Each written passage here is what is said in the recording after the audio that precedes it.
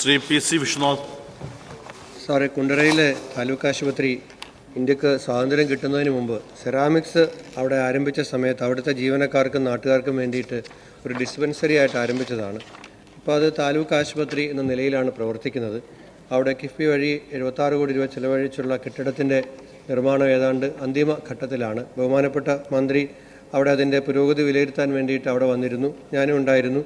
ആ പ്രവർത്തന പുരോഗതി നിരന്തരമായി വിലയിരുത്തിക്കൊണ്ടിരിക്കുകയാണ്. ഈ മാസം അവസാനത്തോടുകൂടി നിർമ്മാണം പൂർണ്ണമായും പൂർത്തിയാകുമെന്നാണ് വിശ്വസിക്കുന്നത്. സാർ, ഇപ്പോൾ അവിടെ 22 ബെഡ് സ്ട്രെങ്ത്. ഇപ്പോൾ ഈ കെട്ടിടം പൂർത്തിയാകുന്നതോടുകൂടി 141 ബെഡ് സ്ട്രെങ്ത് ആയിട്ട് മാറും. അതുമാത്രമല്ല, lab, x-ray, scanning, operation theatre, ICU, mortuary, postmortem സംവിധാനം, പേ വാർഡ് തുടങ്ങിയ എല്ലാ സംവിധാനങ്ങളുള്ള ഒരു ആശുപത്രിയായിട്ട് മാറും. വരാൻ പോകുന്നത് ഇപ്പോൾ ഉള്ള സ്റ്റാഫ് സ്ട്രെങ്ത് ഉപയോഗിച്ചുകൊണ്ട് നിലവിലുള്ള ഈ 141 ബെഡ് സ്ട്രെങ്ത്തിലേക്ക് മാറുമ്പോൾ ആശുപത്രി പ്രവർത്തിക്കാനാകാത്തൊരു സാഹചര്യം വരും. MLA ഫണ്ട് ഉപയോഗിച്ചുകൊണ്ട് ഡയാലിസിസ് യൂണിറ്റിന് വേണ്ടിയിട്ട് തുക അനുവദിച്ചിട്ടുണ്ട്. ഡയാലിസിസ് യൂണിറ്റും പ്രവർത്തനം ആരംഭിക്കേണ്ടതായിട്ട് വരും.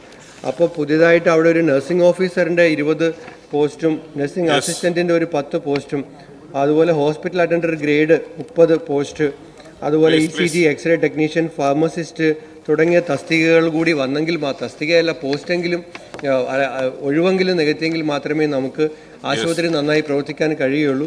ഇപ്പോൾ സൂപ്രണ്ടിൻ്റെ സ്ഥിരം പോസ്റ്റ് ഇല്ല. Civil surgeon incharge വഹിക്കുകയാണ്.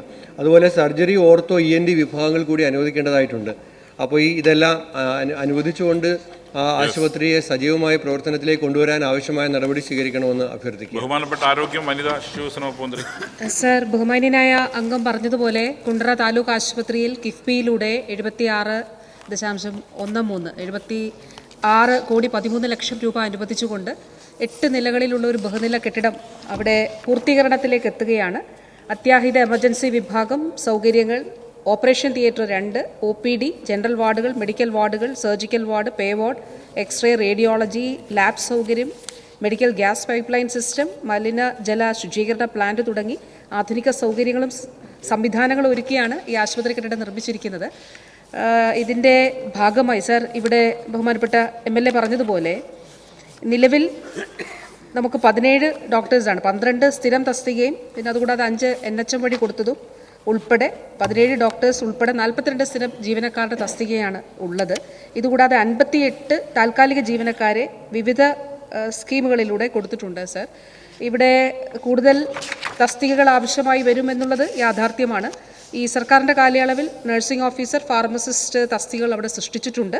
സർ, ഈ 2ാം ഘട്ടത്തിൽ അവിടെ കൂടുതൽ തസ്തികകൾ സൃഷ്ടിക്കുന്ന കാര്യം സർക്കാരിൻ്റെ പരിഗണനയിലുണ്ട്. ആ ലിസ്റ്റിൽ കുണ്ടറ ആശുപത്രിയെ കൂടി ഉൾപ്പെടുത്തിയാണ് സർക്കാർ അതിൻ്റെ ഫയലിൽ മുന്നോട്ട് പോകുന്നത്. അതിൽ താമസിയാതെ തീരുമാനം ഉണ്ടാകും. സർ.